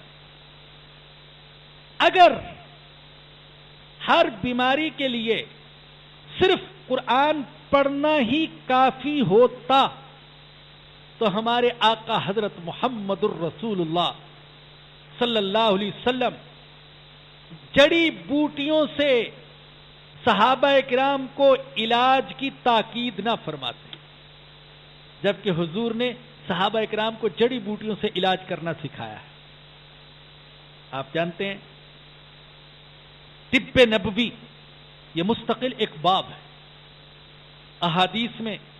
احادیث کی کتابیں دیکھیں، جیسے آپ کو وہاں پر وضو کا باب ملے گا، استنجے کا باب ملے گا، نماز کا باب ملے گا، اور زکوٰۃ کا باب ملے گا، اور جہاد کا باب ملے گا، اخلاق کا باب ملے گا، تو وہاں پر آپ کو کتب احادیث میں طب کا باب بھی ملے گا کہ نبی اکرم صلی اللہ علیہ وسلم بیماریوں کا علاج کیسے تجویز فرماتے تھے۔ میں قربان جاؤں، ہم سب قربان جائیں، ہماری نسلوں کی نسلیں آقا کی قدموں کی خاک پر قربان جائیں کہ آقا کی زبان سے اس وقت جن بیماریوں کا علاج بیان ہوا، آج ماہرین طویل تحقیقات کے بعد ان کے نتائج اور ان کی حقیقت تسلیم کرنے پر مجبور ہے۔ میں تھوڑا سا ہٹ رہا ہوں لیکن فائدے کے لیے عرض کر رہا ہوں۔ الحمدللہ اپنا جو تجربہ اور مشاہدہ ہے اور جو مختلف حکیموں اور ڈاکٹروں سے بات چیت ہوئی، تو میں اس نتیجے پر پہنچا ہوں کہ جسمانی بیماریوں سے بچنے کے دو مؤثر طریقے، ایک سادہ زندگی اور دوسرے نبی اکرم صلی اللہ علیہ وسلم کی سنتوں کی اتباع، حضور کی سنتوں کی اتباع، ہر چیز میں حضور کی سنتوں کی اتباع۔ خدا کی قسم ان میں شفا ہے۔ میں کہتا ہوں امامہ رکھنے میں شفا ہے، ٹوپی رکھنے میں شفا ہے، داڑھی میں شفا ہے، یہ عام چیزیں بیان کر رہا ہوں۔ وضو میں شفا ہے، کلی میں شفا ہے، منہ دھونے میں شفا ہے، مسواک کرنے میں شفا ہے، ہاتھ سے کھانا کھانے میں شفا ہے۔ ابھی رات ہی کی بات ہے، اچھا ہو گیا یہ بات چھڑ گئی، میں عرض کر دوں۔ ایک ایسے ڈاکٹر صاحب سے ملاقات ہوئی جو آرمی میں بہت بڑے ڈاکٹر ہیں۔ آپ اندازہ لگائیں کہ 60-70 ڈاکٹر ان کے ماتحت کام کرتے۔ اللہ اکبر، میں تو حیران رہ گیا اس شخص سے مل کر۔ ایک پروگرام میں رات جانا ہوا تو ان سے ملاقات ہوئی، تو انہوں نے بتایا کہ ہاتھ سے کھانا کھانے میں کئی بیماریوں کا علاج ہے اور چمچے سے کھانے سے کئی بیماریاں پیدا ہوتی۔ اب یہ تو تحقیق کرنا آپ کا کام ہے، میں ڈاکٹر صاحب کا حوالہ دے رہا ہوں جو اتنا بڑا ڈاکٹر ہے۔ انہوں نے مجھے بتایا کہ ہیپاٹائٹس کا مریض اگر چمچہ استعمال کرے اور پھر اس چمچے کو آپ آگ میں ڈال کر بھی صاف کر لیں تو اس کے جراثیم اتنے ڈھیٹ ہوتے ہیں کہ ختم نہیں ہوتے۔ تو دوسرا شخص جب وہ چمچہ استعمال کرے گا تو وہ جراثیم اس کی طرف منتقل ہو جائیں۔ دھونا صابن سے ہو یا کسی کیمیکل سے تو الگ بات۔ انہوں نے کہا اگر 1 گھنٹے تک آپ اس کو آگ میں بھی ڈال دیں اس کے جراثیم ختم نہیں ہوں گے۔ اور ہاتھ سے کھانے میں بہت سی بیماریوں سے شفا ہے۔ کئی بیماریاں انہوں نے بتائیں کہ ہاتھ سے جو کھانا کھاتا ہے تو اللہ پاک ان بیماریوں سے اسے بچاتا ہے۔ اسی طریقے سے آپ کی صحت کے لیے عرض کر رہا ہوں، انہوں نے بتایا کہ حتی الامکان انجیکشن سے بچیں۔ انجیکشن اور ڈرپ یہ بھی ڈاکٹروں نے عام کر دیا، لوٹ مار کا ذریعہ۔ یہ 2 قسم کے لوگ لوٹ رہے ہیں، ڈاکٹر اور جعلی عامل دونوں لٹیرے، دونوں لوٹ رہے. تو یہ ڈرپ اور انجیکشن، اس سے بھی بچنے کی کوشش کی جائے. یہ جتنے مشروبات ہیں آپ کے، یہ پیپسی، یہ کوکا کولا، یہ مرنڈا، یہ دوسرے، یہ سب بیماریاں ہیں. کسی کو ان باتوں پر یقین نہیں آئے گا. ہمارے لوگ کہتے ہیں کہ مولوی کو ہر چیز میں یہودیوں کی سازش نظر آتی ہے، لیکن یہ حقیقت ہے. یہ مشروبات، یہ برگر اور یہ دوسری چیزیں مغرب سے آئی ہوئی، یہ جسمانی، اعصابی اور ذہنی بیماریاں پیدا کرتی ہیں. شفا نہیں ہے ان کے اندر. معدے کی بیماریاں ان سے پیدا ہوتی ہیں. جتنا زیادہ آپ نبی کی اتباع کریں گے، نبی کی سنتوں کی اتباع کریں گے اور سادہ زندگی گزاریں گے، اللہ پاک شفا عطا فرمائے گا. آپ نہیں کرنا چاہتے تو آپ کی مرضی. لوگوں کا دل، بہت سے لوگ تو ایسے ہیں کہ ایسے معلوم ہوتا ہے ان کا دل چاہتا ہے کہ آ بیماری مجھے لگ جا، آ بیل مجھے مار، آ بیماری مجھے لگ جا، تاکہ میں آغا خان میں داخل ہوں اور لوگوں کو پتا چلے کہ میں کس حیثیت کا انسان، پتا چلے. بڑے بڑے لوگ آئے وہاں پر عیادت کے لیے، بیمار پرسی کے لیے. تو بھائیو، یہ عرض کر رہا تھا کہ قرآن کو اللہ نے جسمانی بیماریوں کی شفا کے لیے نازل نہیں کیا، روحانی، عملی، اخلاقی بیماریوں کی شفا کے لیے اللہ نے قرآن کو نازل کیا ہے. قرآن کے مقصد نزول سے مذاق نہ کریں آپ. ہاں، اور میں تو کہتا ہوں کہ جسے قرآن کے پڑھنے سے شفا نہیں ملتی، وہ گھول گھول کر پیجے تب بھی اس کو شفا نہیں ملے. چوتھا سوال یہ کیا گیا کہ کفار کو جنات تنگ کیوں نہیں کرتے؟ سارے جن ہمارے پیچھے کیوں پڑے ہوئے ہیں؟ یہ انگریزوں کے پیچھے کیوں نہیں پڑتے؟ ساری دنیا کا امن سکون انہوں تباہ کر رکھا ہے، لیکن جنات ان کے پیچھے نہیں پڑتے، ہمارے پیچھے پڑے ہوئے ہیں. تو اس کا جواب یہ ہے کہ شاذ و نادر واقعات تو ایسے بھی پیش آتے ہیں، ایسے واقعات پیش آتے ہیں کہ جن میں غیر مسلموں کو بھی جنات تنگ کرتے ہیں. ان کے ہاں بھی یہ چیزیں پائی جاتی ہیں. ان کا کلی طور پر انکار نہیں کیا جا سکتا. جو لوگ وہاں جا چکے ہیں وہ بتاتے ہیں کہ وہاں بھی اس قسم کے کیس پیش آ جاتے ہیں، مگر بہت کم. اور اس کی ایک وجہ یہ بھی ہے کہ وہاں اکثر لوگ یہ سمجھتے ہیں کہ یہ کون سی بیماری ہے، یہ جسمانی بیماری ہے، نفسیاتی بیماری ہے یا دماغی بیماری ہے، کون سی بیماری ہے. اکثر لوگ اس کو سمجھتے ہیں. چنانچہ وہ ہر واقعے کے پیچھے جن کا ہاتھ تلاش نہیں کرتے. لیکن ہمارے ہاں ایک افسوسناک حقیقت یہ ہے، افسوسناک حقیقت، کہ بعض مذہبی لوگوں نے ذاتی مفادات کی خاطر مذہب کی آڑ لے لی. اپنی دکان چلانا چاہتے ہیں مگر مذہب کی آڑ.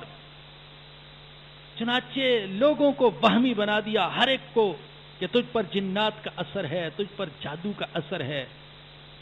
حالانکہ مقصد ان کا اپنے ذاتی مفادات ہے، اپنی ذاتی دکان کو چلانا ہے.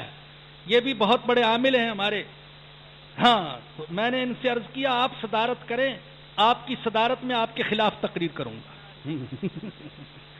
جی ہاں، ہمارے قاری عبدالرحمان صاحب کوئٹہ والے، تو یہ ہمارے پاس ہوتے ہیں وہاں گلشن معمار میں. تو مجھے بھی داد دیجئے کہ ان کی موجودگی میں یہ حقائق بیان کر رہا ہوں. تو اللہ نے قرآن کریم میں فرمایا، اللہ نے قرآن میں فرمایا یا ایھا الذین آمنوا ان کثیرا من الاحبار والرہبان لیأکلون اموال الناس بالباطل. اے ایمان والو، بہت سے مولوی اور بہت سے صوفی لوگوں کے مال کھاتے ہیں ناجائز طریقے. یہ اللہ بتا رہے یا ایھا الذین آمنوا، اے ایمان والو، بہت سارے صوفی اور بہت سارے مولوی لوگوں کے مال باطل طریقے سے کھاتے ہیں، وَيَصُدُّونَ عَن سَبِيلِ اللَّهِ، اور لوگوں کو اللہ کے راستے سے روکتے ہیں۔ قربان جاؤں اپنے اللہ کے کلام کی صداقت پر، خدا کی قسم، یہ پیٹ پرست لوگ لوگوں کو اپنی خانقاہ کا راستہ بتاتے ہیں، اپنی دکان کا راستہ بتاتے ہیں، اپنے گھر کا راستہ بتاتے ہیں، مزار کا راستہ بتاتے ہیں، لیکن اللہ کا راستہ نہیں بتاتے کہ جاؤ بدبختو، ہم سے نہ مانگو، اللہ سے مانگو۔ واللہ عالم بالصواب، پتہ نہیں حقیقت ہے یا غلط ہے۔ ایک صاحب نے مجھے بتایا کہ ایک ملنگ کو دیکھا، ایک پیر کو دیکھا، وہ ننگا رہتا ہے ایسے، نام تو آپ نے بھی سنا ہوگا، نانگے شاہ۔ تو ہمارے لوگ ہر ایک کے ساتھ شاہ لگا لیتے۔ اپنے پختون بھائیوں سے میں کبھی کبھی مذاق کرتا تھا، بھی تمہارے یہاں نام رکھنا بڑا آسان ہے، بس شروع میں کچھ بھی لگا دو، آخر میں خان لگا دو۔ گلاب خان، پہاڑ خان، سمندر خان، دریا خان، یہ نام ہے۔ تو میں آگے اپنی طرف سے بناتا رہتا تھا، شلوار خان، پاجامہ خان، کرتا خان۔ تو میں نے کہا آخر میں خان لگا دو۔ تو اسی طریقے سے لوگوں نے شاہ بھی بہت سارے بنائے، گھوڑے شاہ، گدے شاہ، کاواں والی سرکار، چڑیاں والی سرکار اور نانگے شاہ۔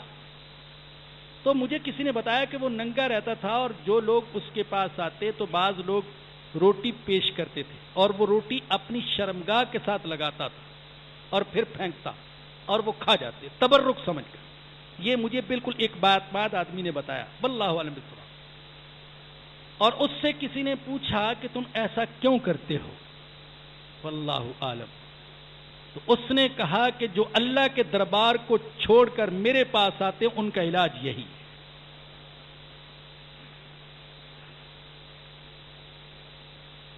تو بھائیو، بہت سے ایسے ہیں، اللہ کہہ رہے ہیں، جو لوگوں کے اموال کھاتے ناجائز طریقے سے اور لوگوں کو اللہ کے راستے سے روکتے ہیں، اللہ کے دربار میں جانے سے روکتے ہیں۔ ارے جو لینا ہے ہم سے لے لو، اللہ کی طرف جانے کی ضرورت نہیں ہے۔ تو یہ اس سوال کا جواب دے رہا تھا کہ کفار کو جنات تنگ کیوں نہیں کرتے۔ پانچواں سوال یہ ہے کہ سفلی اور نوری، سحر اور سایہ، بندش اور اسرار، اس میں کتنا جھوٹ ہے اور کتنا سچ؟ جو میرا تجربہ ہے، ناقص تجربہ، 99.5% جھوٹ ہے، 100 میں آدھا فیصد سچ ہو تو بڑی بات ہے۔ حقیقت کچھ اور ہوتی ہے، لیکن بتا دیا جاتا ہے یہ بندش ہے، یہ اثر ہے، یہ سحر ہے، یہ سایہ ہے، حقیقت نہیں بتائی جاتی۔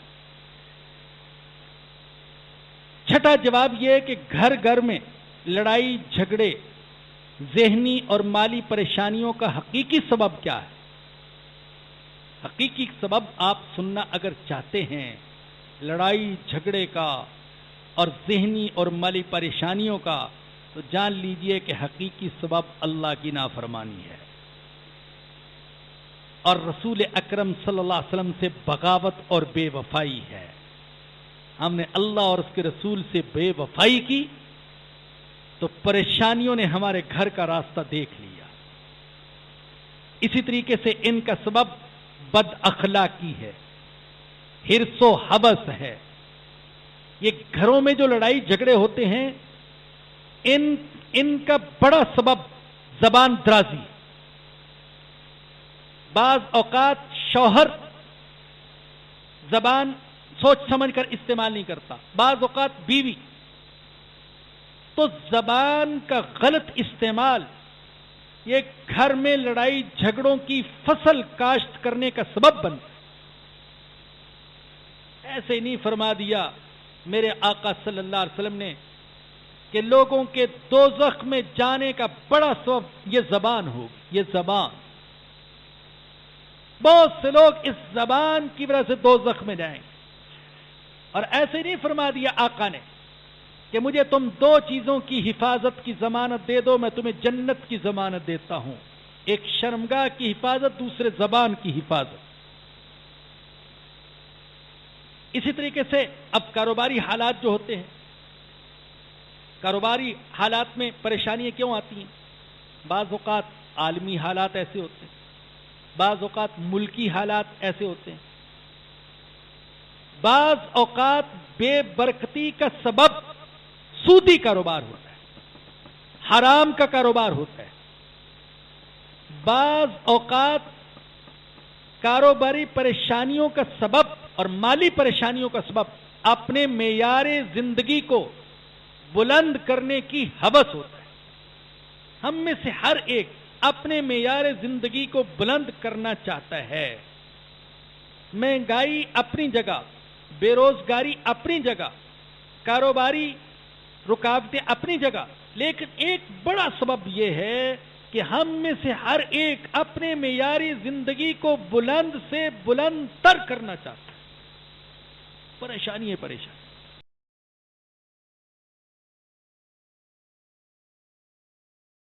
یہ مزے میں ہے، وہ بھی بیچارے بڑے پریشان۔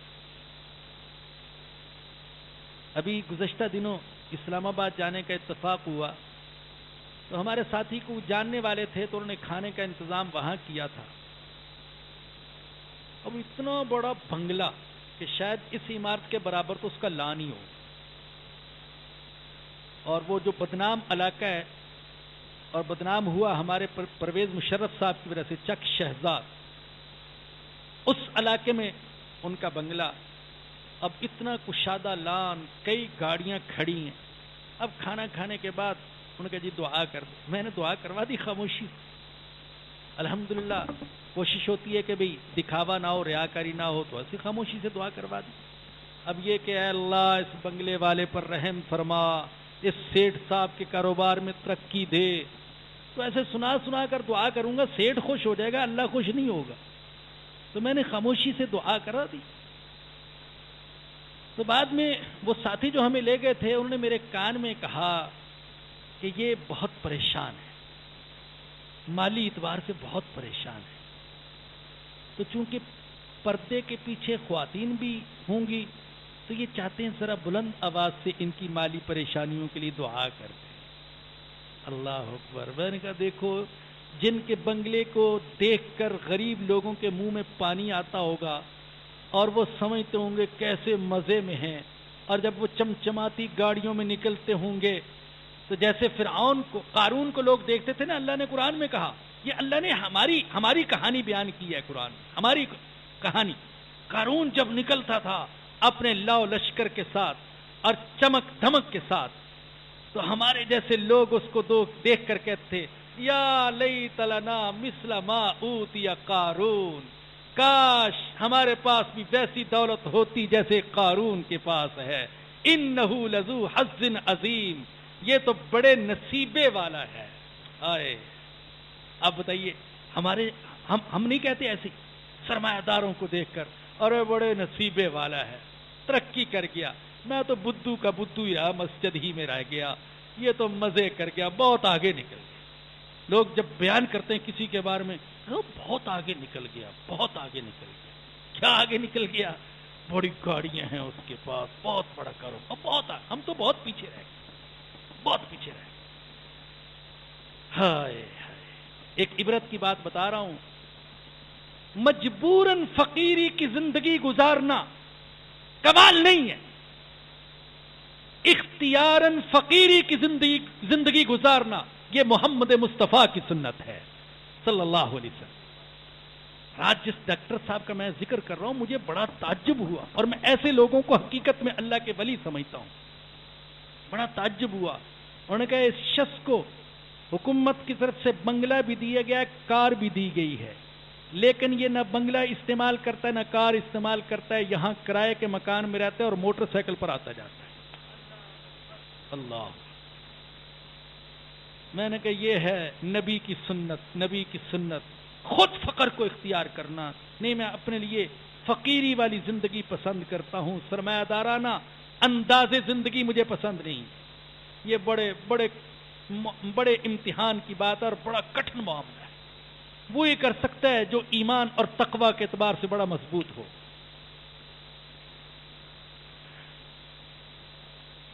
آخری سوال تھا ہر قسم کے برے اثرات جنات اور جادو سے بچنے کا صحیح علاج کیا ہے؟ یہ سارے ہمارے درس کا خلاصہ ہے. یہ جو 2 نشستیں ہوئیں ان کا خلاصہ ہے. یاد رکھیے کہ صحیح علاج مضبوط ایمان ہے. مضبوط ایمان. دل میں یہ یقین رکھیں اللہ کے حکم کے بغیر میرا کوئی بھی کچھ نہیں بگاڑ سکتا. کوئی جادوگر، کوئی عامل، کوئی جن، کوئی دیو، کوئی دیوی میرا کچھ نہیں بگاڑ سکتے جب تک اللہ کا حکم نہ ہو. مضبوط ایمان. ارے جب اللہ کہتا ہے ان یمسسک اللہ بضر فلا کاشف له الا هو وان یردک بخیر فلا راد لفضله یصیب به من یشاء من عبادی وهو الغفور الرحیم. جب اللہ کہتا ہے قل اللہم مالک الملک تؤتی الملک من تشاء وتنزع الملک ممن تشاء وتعز من تشاء وتذل من تشاء بیدک الخیر. جب اللہ کہتا ہے وَإِذَا مَرِضْتُ فَهُوَ يَشْفِينِ میں بیمار ہوتا ہوں شفا اللہ دیتا ہے، تو ہمیں کیوں نہیں یقین آتا؟ کیوں نہیں یقین آتا اللہ کے کلام پر؟ اور اللہ یہ حقائق بھی بیان کرتا ہے اور پھر قسمیں کھا کھا کر اللہ کہتا ہے میں جو کچھ کہہ رہا ہوں میرے بندو سچ کہہ رہا ہوں. ہائے اللہ. قسمیں کھا کر اللہ کہتا ہے میں جو کچھ کہہ رہا ہوں سچ کہہ رہا ہوں، جھوٹ نہیں ہے. لوگوں میری بات کا یقین کرو. ہائے اللہ. میں نے پہلے بھی ایک دفعہ عرض کیا تھا اگر کوئی مہربان باپ بگڑی ہوئی اولاد سے کہے اور بیٹا اللہ کی قسم میں سچ کہہ رہا ہوں میں جھوٹ نہیں بولتا، اور اولاد کو پھر بھی یقین نہ آئے تو ڈوب مرنے کا مقام ہے. اور الہ العالمین کہے مخلوق سے خطاب کرتے ہوئے ارے میں جو کہہ رہا ہوں سچ ہے. اتباع سنت جو پہلے بھی بتا چکا. تیسری چیز توبہ، استغفار. یہ استغفار بہت سی بیماریوں سے پریشانیوں سے نجات دیتا ہے. چوتھی چیز مسنون وظائف جو نبی اکرم صلی اللہ علیہ وسلم سے منقول ہیں، دعائیں، اذکار اور وظائف. اور چوتھی چیز معوذتین کا اہتمام، قل اعوذ برب الفلق اور قل اعوذ برب الناس. یہ زیادہ سے زیادہ پڑھیں یقین کے ساتھ. میں اکثر عرض کیا کرتا ہوں کہ اثر اور فائدہ خوبصورت دعا سے نہیں ہوتا. اثر اور فائدہ مضبوط یقین اور ایمان سے ہوتا ہے.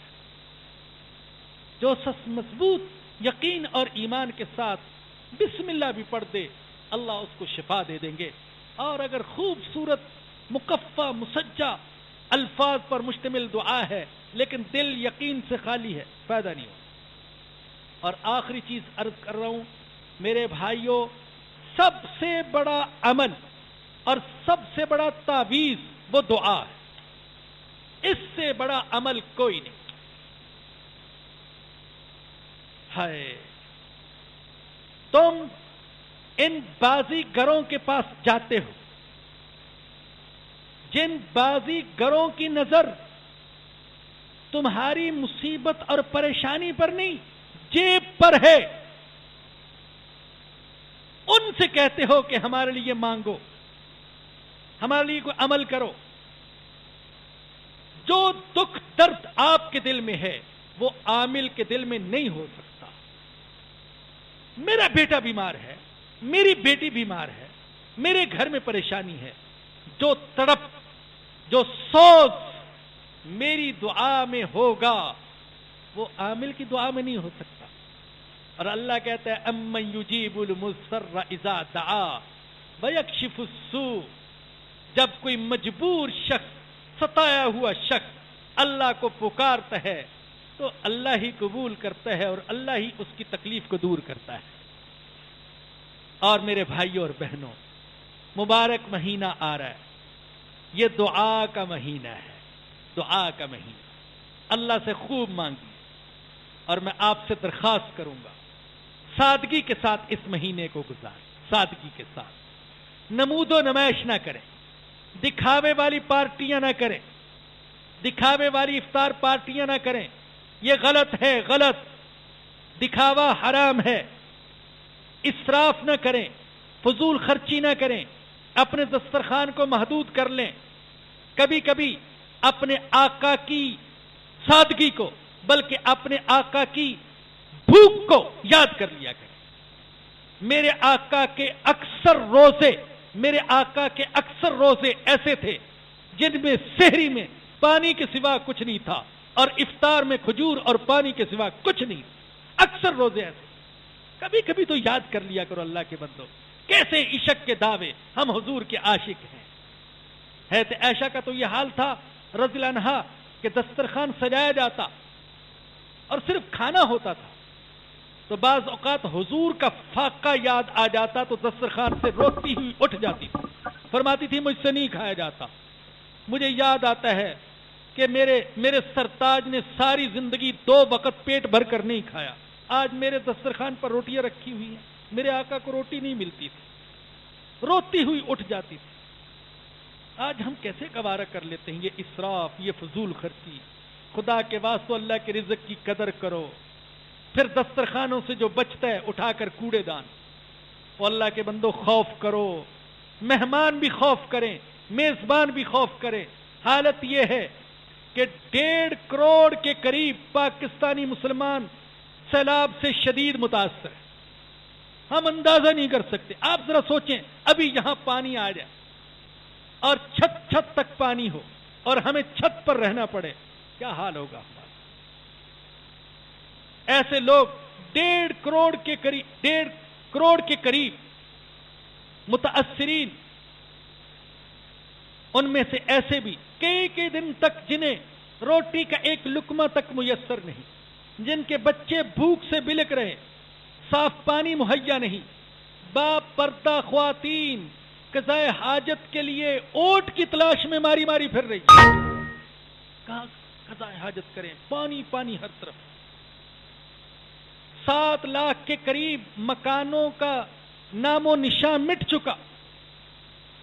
ان حالات میں کیا مناسب نہ ہوگا کہ ہم سحری اور افطاری میں اگر 1000 خرچ کرتے تھے تو 500 خرچ کر لیں اور 500 اللہ کے ان بندوں کے لیے، اپنے مسلمان بھائیوں اور بہنوں کے لیے دے دیں؟ تو خدا را سادہ زندگی گزاریں، سادگی کی طرف آئیں، اتباع سنت کی طرف آئیں، قرآن کی طرف آئیں۔ یہ مہینہ قرآن کا مہینہ ہے۔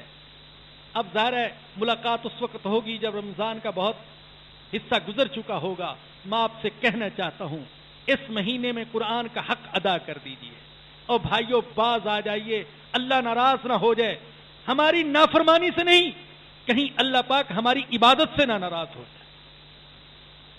یہ جو ہمارا عبادت کا انداز ہے، سحری میں ٹھونستے ہیں خوب، اتنا کھاتے ہیں کہ 2 بجے تک آنکھ ہی نہیں کھلتی، پھر افطاری، پھر کھانا۔ کیا اللہ ہماری عبادت کے اس انداز سے ناراض نہ ہو جائے؟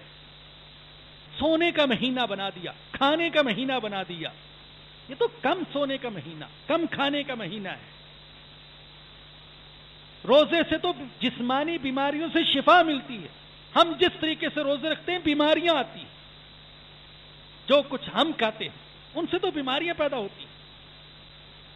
اللہ پاک سے دعا ہے کہ اللہ پاک مجھے اور آپ سب کو اس مہینے میں قرآن کریم کے سارے حقوق ادا کرنے کی توفیق عطا فرمائے، سنت کی اتباع کی توفیق عطا فرمائے، اور رمضان کا مہینہ اس طریقے سے گزارنے کی توفیق دے کہ اللہ پاک ہم سے راضی ہو جائے، اور اللہ پاک ہماری گردنوں کو اور ہمارے رشتہ داروں اور پوری امت کی گردنوں کو دوزخ سے آزاد فرما دے۔ ہاشم فیملی کے لیے دعا کی درخواست کی گئی ہے، ہم دل سے دعا کریں گے اللہ پاک ان کے مسائل کو حل فرمائے۔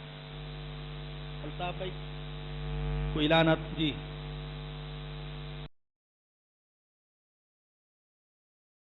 جو قرآن کے حق کے حوالے سے اور رمضان المبارک کے حوالے سے جو ترغیبی باتیں کہیں، تو اس کے لیے الحمدللہ ہمارے یہاں کچھ پروگرام مرتب کیے گئے ہیں جو کہ ہماری رمضان کے لیے ایک لائحہ عمل ہے۔ مولانا نے جب ہمیں ترغیب دی ہے تو اس ایریا کے اندر کچھ پروگرام قرآن کریم کے حوالے سے منعقد ہوں گے، اس کی کچھ میں تفصیل بیان کر دیتا ہوں تاکہ ہم سب کے سب جو ہے اس حوالے سے بہراور ہو سکیں۔ سب سے پہلے تو یہ کہ اگلا ماہانہ درس قرآن کریم چونکہ عید کی چھٹیوں میں آ رہا ہے اس لیے اس کی ترتیب بدلی جا رہی ہے۔ اس کی بجائے درس قرآن رمضان کی 20ویں شب کو بعد نماز تراویح ختم قرآن کے موقع پر ہر سال کی طرح ان سال بھی یہاں منعقد ہوگا، اور حسب دستور حضرت مولانا محمد اسلم صاحب فکری موضوع پر درس قرآن و حدیث دیں گے انشاءاللہ تعالی۔ دوسرا اعلان وہ بھی قرآن کریم کی نسبت سے ہے، اور وہ یہ کہ رمضان المبارک میں القرآن کورسز کے زیر اہتمام خواتین و طالبات کے لیے منگل، بدھ اور جمعرات ہفتے میں 3 دن صبح 11:30 سے لے کر 12:30 بجے تک ترجمہ و تفسیر قرآن کلاسز منعقد ہوں گی یہیں القرآن کورسز سینٹر میں۔ تمام خواتین نہ صرف خود شریک ہوں بلکہ دیگر احباب کو بھی متوجہ کریں۔ میں خواتین سے درخواست کروں گا اندر جو بیٹھی ہوئی ہیں وہ ابھی اندر تشریف رکھیں، اور ابھی دعا ہو جائے گی، پھر اس کے بعد ہی نکلنے کی کوشش کریں، کافی بدنظمی ہو جائے گی۔ تیسرا اہم اعلان، یہاں رمضان المبارک میں یہاں القرآن کورسز سینٹر میں تراویح کا اہتمام کیا گیا ہے۔ روزانہ نماز تراویح کے فوراً بعد خواتین کے لیے دین کے اہم مسئلے سیکھیے کے عنوان سے 20 منٹ کی تعلیمی و تربیتی نشست منعقد ہوگی، جس میں وہ تمام امور جن کا معلوم ہونا ہر مسلمان پر فرض ہے سکھائے جائیں گے۔ نماز عشاء یہاں 8:45 بجے ہوگی۔ ایک اور اعلان، اور الحمدللہ اس حوالے سے یہ پہلی مرتبہ ہماری طرف سے کوشش ہو رہی ہے، القرآن کورسز کے زیر اہتمام خواتین کے لیے اس سال رمضان المبارک میں شہر کے 11 مراکز میں پورے قرآن کریم کے خلاصہ تفسیر کی مجالس منعقد کی جا رہی ہیں۔ روزانہ ایک پارے کا خلاصہ بیان کیا جائے گا۔ تفصیلی معلومات کے لیے خواتین معلومات کاؤنٹر سے رجوع کر سکتی ہیں۔ ایک اور اہم اعلان قرآن کریم کی ہی نسبت سے، بہت ہی اہم اعلان ہے ہم تمام جو ہے یہاں مرد حضرات جو بیٹھے ہوئے ہیں ان کے لیے، کہ رمضان المبارک میں روزانہ نماز تراویح کے فوراً بعد یہاں عالمگیر مسجد بہادر آباد میں شیخ الحدیث مولانا محمد یوسف مدنی صاحب قرآن کریم کا ترجمہ و خلاصہ تفسیر بیان کریں گے۔ تقریباً روزانہ 1.25 پارے کا ترجمہ اور خلاصہ تفسیر بیان ہوگا۔ قرآن کریم کی ہی نسبت سے ایک اہم اور اعلان، شیخ الاسلام مفتی محمد تقی عثمانی صاحب دامت برکاتہم کا آسان ترجمہ قرآن مع تشریحات باہر اسٹال پر بلا منافع اور کاسٹ ٹو کاسٹ دستیاب ہے۔ آپ تمام حضرات اور خواتین، یہ جو بابرکت مہینہ آ رہا ہے اس میں یقینی طور پر آپ یہ چاہیں گے کہ اس کا قرآن کریم کا زیادہ سے زیادہ مطالعہ کیا جائے، تو آسان ترجمہ قرآن اس کے لیے ہمارے پاس ایک بہترین چوائس ہے، اور بالتفصیل جو ہے جو قرآن کریم کی تفسیر کا مطالعہ کرنا چاہتے ہیں وہ مولانا محمد اسلم شیخو پوری صاحب کی، اور یہاں القرآن کورسز سینٹر میں 2006 سے لے کر 5 ماہ پہلے تک جو 46 بیانات ہوئے تھے ان کی سی ڈی جو ہے 3 CDوں پر مشتمل ایک سیٹ جو ہے باہر اسٹال پر دستیاب ہے، وہ لیتے جائیں۔ اور اس کے علاوہ جادو، ٹونے اور ٹوٹکے کی حقیقت کی پہلی نشست جو پچھلے ماہ منعقد ہوئی تھی اس کی بھی CD اور کیسٹس باہر اسٹال سے لی جا سکتی ہیں۔ قرآن کریم کی ہی نسبت سے ایک اور اہم اعلان، آج بعد نماز مغرب مدینہ مسجد بنس روڈ میں ترجمہ و تفسیر قرآن کلاسز کی تقسیم انعامات کی تقریب کے موقع پر دارالعلوم کورنگی کے ناظم تعلیمات مولانا راحت علی ہاشمی بیان فرمائیں گے۔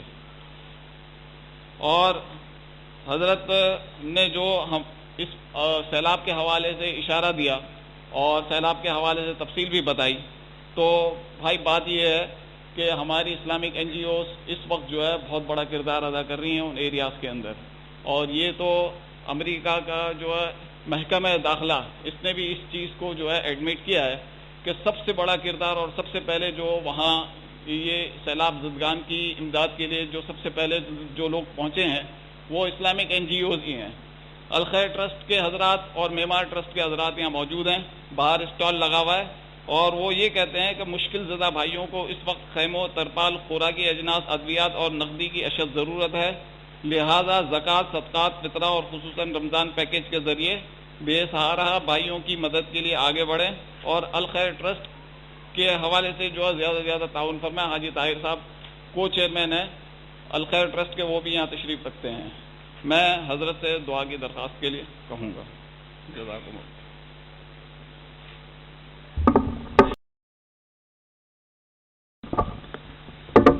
الحمد للہ رب العالمین والصلاة والسلام علی سید الانبیاء والمرسلین ربنا ظلمنا أنفسنا وإن لم تغفر لنا وترحمنا لنكونن من الخاسرين ربنا لا تزغ قلوبنا بعد إذ هديتنا وهب لنا من لدنك رحمة إنك أنت الوهاب. یا رب ہمارے حال پر رحم فرما. یا رب ہمارے حال پر رحم فرما. ہم کمزور ہیں، رحم فرما. ہم گناہگار ہیں، رحم فرما. ہم فقیر ہیں، تو رحم فرما. ہم بیمار ہیں، تو رحم فرما. یا اللہ ہم سیلاب سے متاثر ہیں، ہمارے حال پر رحم فرما. یا رب رحم فرما. یا رب کرم فرما. یا رب معاف فرما دے. یا اللہ ہماری ساری پریشانیاں دور فرما دے. میرے اللہ تو کرم کر دے، رحم فرما دے، معاف فرما دے. یا اللہ ہمارے سارے مسائل اپنے فضل و کرم سے حل فرما دے.